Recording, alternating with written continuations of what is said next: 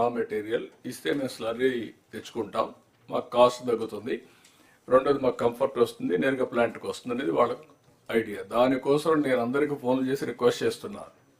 నేను ఎందుకు రిక్వెస్ట్ చేయాలి? కుమారస్వామికి ఇప్పుడు 3 సార్లు ఫోన్ చేశాను, అదే మరి ఎన్ఎండిసి చైర్మన్కి ఫోన్ చేశాను. అంటే మేము ఏ విధంగా పర్సనల్గా ఫాలో అప్ చేస్తున్నామంటే వాళ్ళకు ఒక నమ్మకం, నీకు ఒక phone call, you telephone to me అని మేము చేస్తున్నాం.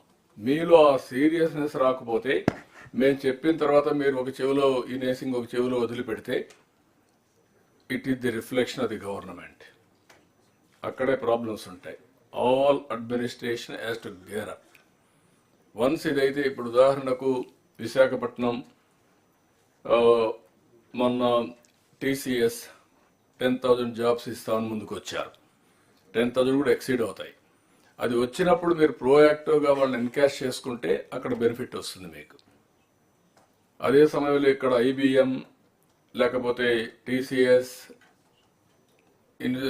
ఐఐటి మెడ్రాస్ ముగ్గురు కలిసి క్వాంటమ్ కంప్యూటింగ్ కోసం డీప్ టెక్నాలజీ పోవాలని, they are coming with investment. There CRDA, all of you has to be proactive. నేను ఒకరిని కాదు, ఇక్కడ ఆల్ డిపార్ట్మెంట్స్ రీఓరియంటేషన్ వస్తే తప్ప ఇది సాధ్యం కాదు. ఇది నాకేం సంబంధం, ఎవరు వస్తే నాకేంటి, నేను కలెక్టర్ని లేకపోతే సెక్రటరీని, నేను మంత్రిని, అందరూ నా దగ్గర రావాలి అంటే మీకంటే బెటర్గా ఉండాలి దగ్గరికి వెళ్తారు. It is a competitive world. Competitive వరల్డ్లో ఎప్పుడు కూడా, ఒకప్పుడు మన రాష్ట్రానికి ఇన్వెస్ట్మెంట్కి రావాలంటే భయపడేవాళ్ళు. దేనికి? ఆస్తులు సెటిల్మెంట్లు అయినాయి, పోర్ట్లు సెటిల్మెంట్ అయినాయి, ఇండస్ట్రీస్ని చేంజ్ చేశారు. ఏంటి నెపం? ఏంటి? పొలిటికల్గా కావాలని వెనకబడి వాళ్ళందరినీ చేంజ్ చేస్తే ఈ రాష్ట్రంలో పెట్టాలి అనుకున్న వాళ్ళు కూడా వేరే రాష్ట్రాలకు వెళ్ళారు. పోతూ పోతూ కామెంట్ చేసి వెళ్ళారు.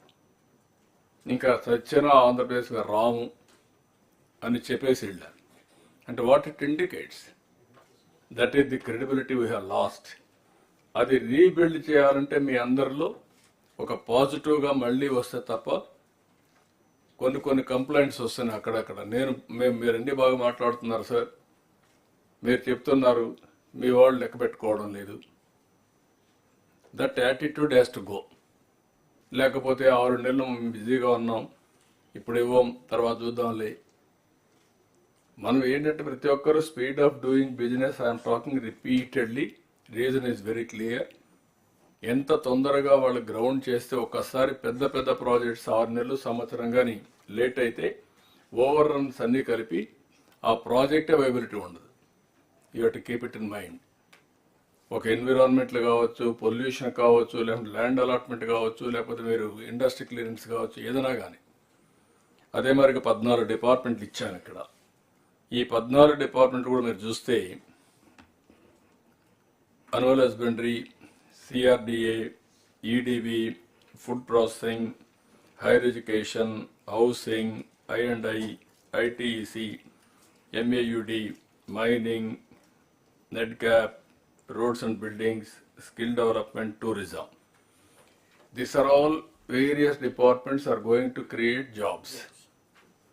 దీన్ని ఎప్పటికప్పుడు మనం మానిటర్ చేసి ఇవన్నీ కూడా స్ట్రీమ్ లైన్ చేస్తే జాబ్స్ వస్తాయి. మనం స్వర్ణాంధ్రప్రదేశ్ డాక్యుమెంట్ ఇచ్చినా, ఇంకోటి ఇచ్చినా, అన్నీ ఇచ్చినా, మనం ఎగ్జిక్యూషన్ ఇది ఇంపార్టెంట్. అందుకే ఇది అవుతానే నెక్స్ట్ సబ్జెక్ట్ అయిన తర్వాత నేను టూరిజం కూడా తీసుకోవాలని. Tourism is one of the biggest employment generation. మన వాళ్ళు లాస్ట్లో పెట్టారు టూరిజం పోయేటప్పుడు, ఎందుకంటే అప్పుడు ఇంకా టైం కూడా ఉండదు, టూరిజం డిస్కస్ చేసే పరిస్థితి కూడా ఉండదు. This is